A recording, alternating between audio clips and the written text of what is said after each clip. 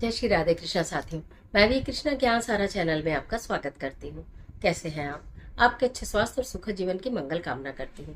आपके अपने इष्ट देवों को कोटि कोटि नमन करते हुए, बड़ों को प्रणाम करते हुए वीडियो प्रारंभ करते हैं। साथियों, आज बात कर लेते हैं आपके दुखों की।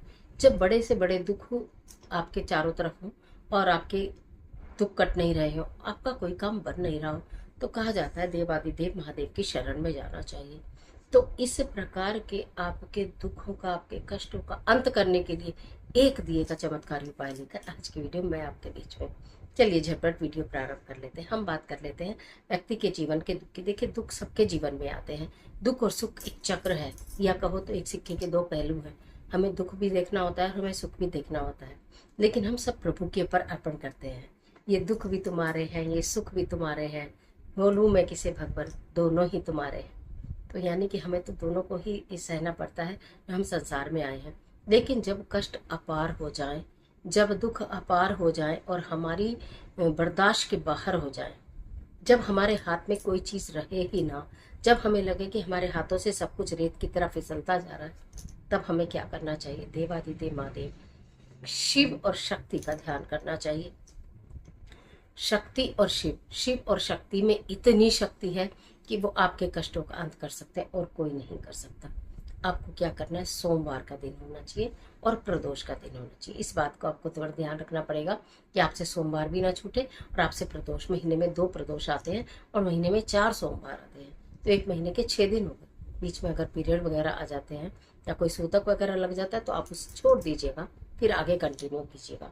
ध्यान से समझिएगा, ये उपाय प्रदोष काल का है। सोमवार हो या प्रदोष हो, प्रदोष काल में ही आपको करना है।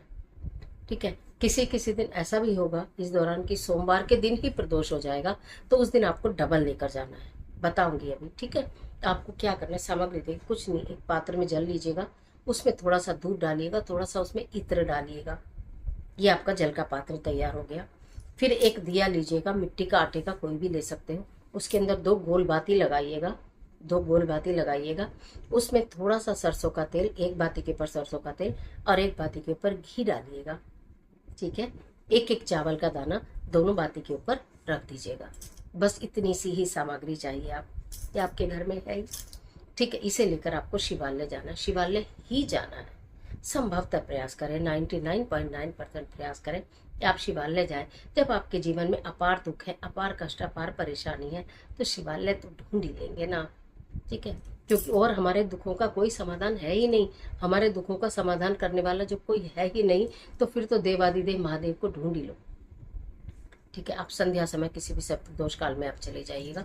सबसे पहले शिवालय में जाइएगा और जो आपने जल का पात्र भरा है वो आधा जल आप शिवलिंग पर अर्पित करिएगा। ओम पार्वती पते नमः, ओम पार्वती पते नमः, ओम पार्वती पते नमः मंत्र का जाप करके बिल्कुल प्रेम से, आराम से, नहीं कि लोटा लिया और उंडेल दिया, नहीं, जैसे धार बांध के धीरे धीरे ओम पार्वती पते नमः, ओम पार्वती पते नमः, ओम पार्वती पते नमः, आधा जल, और आधा जल वहां से लेकर वापस आ जाइएगा। ठीक है। जो भी आपके दुख है, कष्ट है, बोलने की भी जरूरत नहीं, भोलेनाथ सब जानते हैं, अंतर्यामी है, बोलने की कष्टों की जरूरत नहीं। जब बहुत अधिक कष्ट होते हैं ना, तो कहते हैं इंसान के मुख से कुछ निकलता भी नहीं है। ठीक है। फिर आधा जल और वो दीपक वहां नहीं जलाना। वो आधा जल और दीपक लेके बेल वृक्ष के नीचे जाएंगे। अगर मंदिर के प्रांगण में बेल वृक्ष है, मंदिर के प्रांगण में वैसे 100% बेल वृक्ष होता है, नहीं हो तो फिर जहाँ हो वहाँ पहले से ही अगर आपको ये उपाय करना है तो ये देख कर रखिएगा कि हमें कैसे क्या करना है। बेलपत्री के वृक्ष के नीचे जाइएगा, उस जल को वहां भी अर्पित करिएगा। ओम पार्वती पतये नमः, ओम पार्वती पतये नमः। उसके पश्चात उस दीपक को प्रज्वलित करिएगा। दोनों दीपक, मतलब एक दीपक की दोनों बातियों को एक साथ प्रज्वलित कर दीजिएगा और हाथ जोड़कर कुछ नहीं, बस ओम पार्वती पतये नमः। हे प्रभु तुम जानो तुम्हारा काम जाने, हे प्रभु तुम जानो तुम्हारा काम जाने, हे प्रभु तुम जानो तुम्हारा काम जाने। मैंने तेरे भरोसे हाँ की गाड़ी, तू जाने तेरा काम जाने।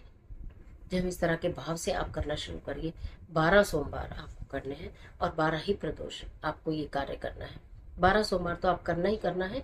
और अगर आपको लगता है कि दुख कटने लगे हैं, धीरे धीरे दुखों का समाधान होने लगा है, दुखों की संख्या कम होने लगी है, मन प्रफुल्लित होने लगा है, घर से लड़ाई झगड़े कलेश दूर होने लगे, हमारे कार्य बनने लगे हैं, तो फिर इसको कंटिन्यू ही रखना।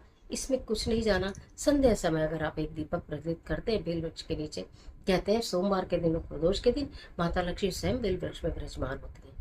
और स्वयं माता लक्ष्मी जब वहाँ पर उपस्थित होती हैं, विराजमान होती हैं, तो फिर देखिए क्या होता है। फिर बहुत आपके कष्टों का अंत होने लगेगा।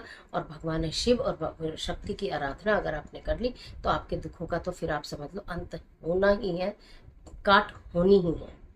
कर देखिए, सोमवार की सोमवार एक नियम बना लीजिए। बीच में जब प्रदोष आए तो प्रदोष पे भी चले जाए, तो सोमवार की सोमवार नियम बनाइए कि मुझे ये कार्य करना ही है। एक दीपक और एक लोटा जल, सारी समस्याओं का हल। बस एक दीप और एक लोटा जल कर देगा सारी समस्याओं का हल। करके देखिएगा। आज के लिए इतना ही, इजाज़त दीजिए। आशा करती हूँ ये वीडियो आपके लिए बहुत उपयोगी साबित होगी। मिलती हूँ और ज़बरदस्त वीडियो के साथ। तब तक हंसते रहिए, मुस्कुराते रहिए, अपना और अपने अपनों का ख्याल कीजिए। वीडियो अच्छी लगे तो लाइक कीजिए। इस तरह की तमाम वीडियोस को देखने के लिए चैनल को सब्सक्राइब कर लीजिएगा और बेल आइकन का बटन भी प्रेस करिएगा, जिससे आपको नोटिफिकेशन मिलता रहे। और अपने फ्रेंड के साथ वीडियो को शेयर करिएगा। कर भला तो हो भला, अंत भले का भला। ना जाने कौन इतना दीन दुखी परेशान व्यक्ति हो जिसे कोई रास्ता सूझ ना रहा हो, और आप उसे ये एक लोटा जल और एक दीपक का उपाय बता दें, तो ना जाने उसका भी कष्टों का अंत हो जाए। और कमेंट बॉक्स में ओम पार्वती पतई नमः जरूर लिखिएगा। ईश्वर आपकी मदद